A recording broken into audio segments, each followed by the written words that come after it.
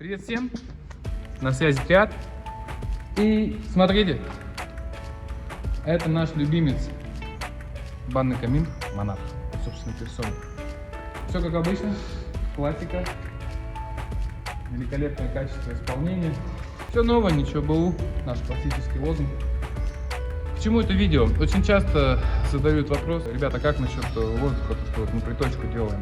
Ну, все просто. После того, как наше изделие установлено на фундамент, что мы делаем?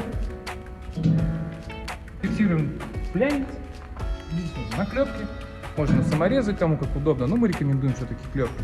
Зафиксировали его, одеваем гофру, кольцо, гофру выводим к стене, там где у нас отверстие для притока вставляем, ну и соответственно с другой стороны ставим вентилятор принудительный.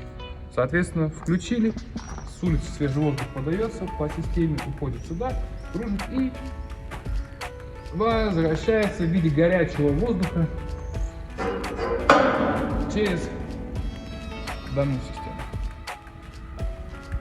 Конструкция получается следующая: флянец, гофра и вентилятор. Когда воздух принудительно подан в камеру разогрева, здесь у нас перемычка стоит. Он не идет сразу сюда. То есть он делает полный круг вокруг всего изделия. То есть мы пошли и вот направление движения в воздух. Идем, поднимаем и вот они мы. И только потом он начинает.